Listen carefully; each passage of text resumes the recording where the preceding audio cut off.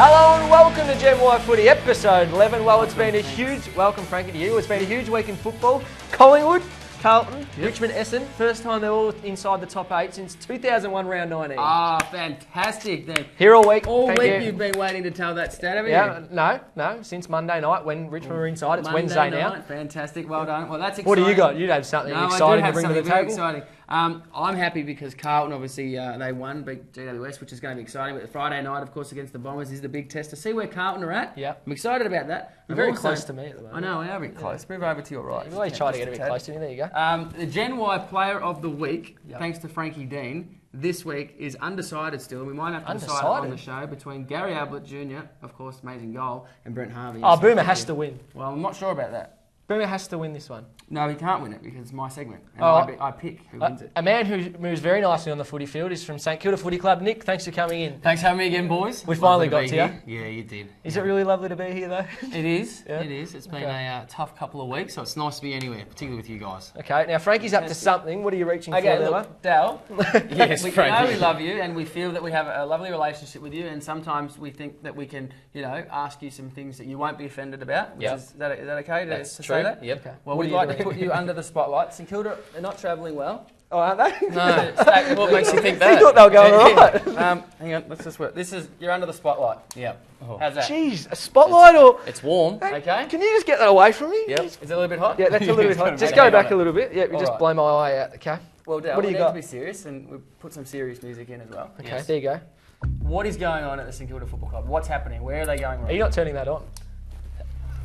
Do I look at you or do I look down the camera? Because I can't see it. Maybe go off and on. What's going on with our football club at the moment? Yep.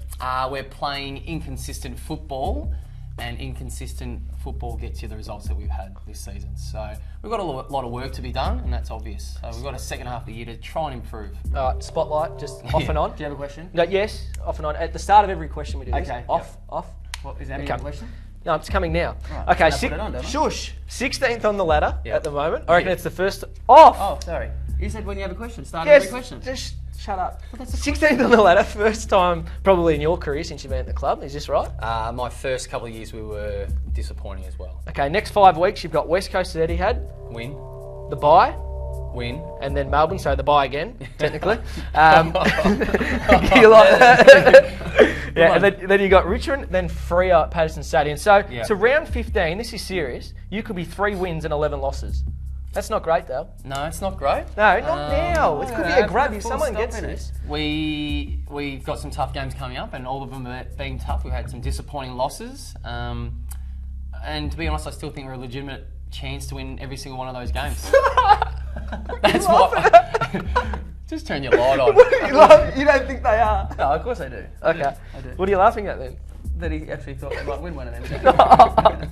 Oh, what? Have you got Flash a it. question? Flash it. Thank you. That's what I was trying to Just do. really before. quick though, because you time Ask the consuming. question. Go off, please. Are you rebuilding at the St As a Kilda Footy club? Club? Yeah. Call it whatever you want. We've got some young guys coming through. That's a Scott Waters quote. Are you rebuilding? Do you think you're rebuilding? We're building. I don't know if we're rebuilding, but Okay. we're trying to build a successful team for the moment and also for the future. Okay. This is really awkward at the moment, Frankie. But okay, this one's a serious one because you can play some good footy when you put it together. Yeah. Where's the intensity that you had against the Blue Boy? Off. When the question's finished. Okay, you're burning the back of my head at the minute. Where is the intensity that you brought against Carlton 3 weeks ago? Yeah. That was great footy, not for Carlton supporters, but it was great footy for you guys. And then you went out against Brisbane, Western Bulldogs, lost by 9 points, and you went out against North Melbourne and lost by 68. Yeah, and we also lost to Adelaide over there. There you go, after sir. that game. Adelaide as well. Before you that was say a month ago. Answer that question. The last time North Melbourne beat a team other than GWS or the Gold Coast Suns by that margin, 68 points, was round 22, 2011. That was a year ago. Still a good stat. And you bagged my stats. That was a Your year stat was given to you on a plate. I researched that one. Thanks, Luffy. Anyway, answer.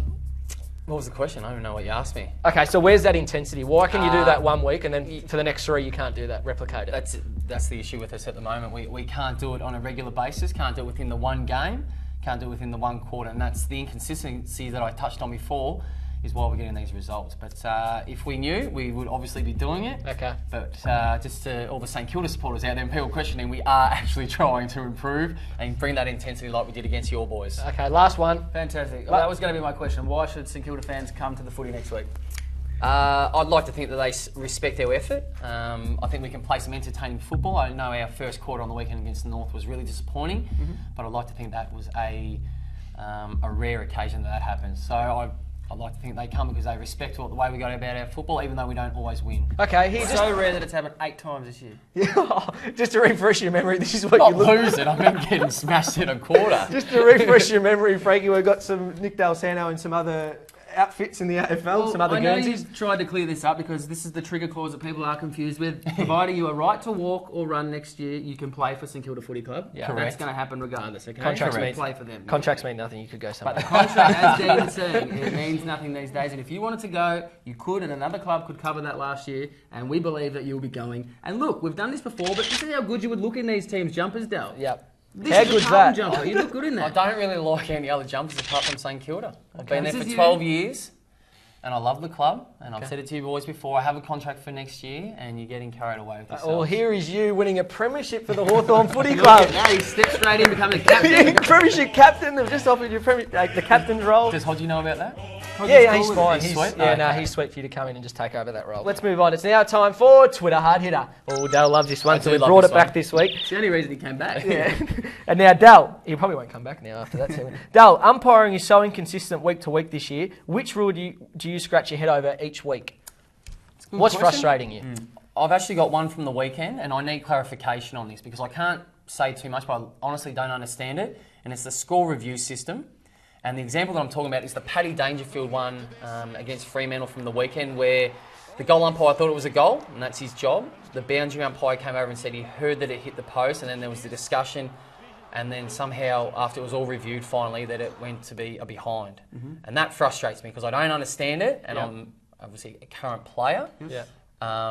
Not that it affected me on the weekend, but I don't get it. I'd like it cleared up by one of you two boys. Go on, Frankie. You think you're the rules man here. I'm not the rules man, but this Chief actually happened to you Rules last Committee. year, I believe, too, something like that. And you were telling the goal umpire that it had gone on that side of the I post. actually told the umpire that it missed. Clear it up. Well, I believe that the reason that it was referred to a goal umpiring decision was because the goal umpire said it was a goal. The boundary umpire deemed that he was more certain that it hit the post than didn't. Therefore, because he believes that he heard it hit the post. Therefore, they have a fallback position in place. So the fallback position is that the boundary umpire is more certain than the goal umpire. I wonder if the goal umpire spits on the boundary umpire like you're spitting on me right now next to you. No one can see this bit when they're watching. So they have to establish a fallback position before they can refer to the goal umpiring review system. And once that decision is determined, when the vision is deemed inconclusive...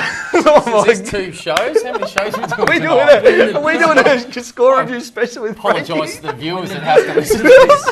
Deemed inconclusive, the fallback decision is the one that they go back with. And that was the boundary that was umpire the fact that heard the it hit the boundary post. umpire believed that it hit the post. And that is 2 minutes we'll never get back. Frankie, thank you for clearing that Well, up. if we're worrying about that, then it needs to be sorted out for the games, because this happens, what I just did then is happening in games, and you don't like it. Does it got to go? Has the score review got to go? I just think it needs to be cleared up and a little bit sharper because I don't like the, what do they call it when it's inconclusive? Inconclusive. That's the whole reason to have it, so it is conclusive. Okay, And well, I Frankie, hope that was all right. Frankie, we've got to move. It's probably not. Frankie, we've got to move on. We're seriously pressed for time. Who wins this week's Gen Y Player of the Week? Well, of Put course, your Dean, goggles on there. Yes. Thanks to Frankie Dean, eyewear. Dal, you got your glasses. Thank you, there. boys. They suit you too. They're not on yet, but they do suit you. You like your photo, your glasses, actually, don't you, Dal? Look like Josh Gibson, don't I? You do. Now, Frankie Dean Eyewear, thanks very much for their support. This week goes to Gary Ablett for an amazing goal on the boundary line. You also keep telling me that it should go to Boomer Harvey in his 350th game. This was Boomer's goal. It was a fantastic goal, but it is your segment, so you are right. We're not going to Boomer. We've got to wrap up. Unless you can get me Boomer to accept his nomination, then it goes to Gary Ablett. So fantastic, Gary Ablett. That's where the nomination goes to. Well done to Gary. Well done to you, Nick Dal Santo. Good luck this weekend against the West Coast Eagles at Etihad. You love playing at Etihad. I do love Etihad under the roof. Yeah, under the roof. Yeah, under the roof. Just away from the rain and all that sort of stuff. It's not our style. What does he get? What does he go home You with? don't go home empty-handed, Dal. You get a travesty pack. This time it comes with a wallet. They've downsized a little bit. I got a little box, did I? You get your Frankie Dean Eyewear glasses, Thanks, which you're wearing now. And of course, you don't go home without your Blundstones, size 12s. You've got a few pairs of them now. Dal, love Blundstone. Thank you, boys. Actually, I can tell what I'm saying. Dal, we're very sorry to put you under the spotlight today, but you'll be better for it this weekend. You'll get 30 touches, you'll kick 2 goals. We'll see you next... Your lip smells good, Dal. Yeah, beautiful. We'll see you next week on Gen Y Footy.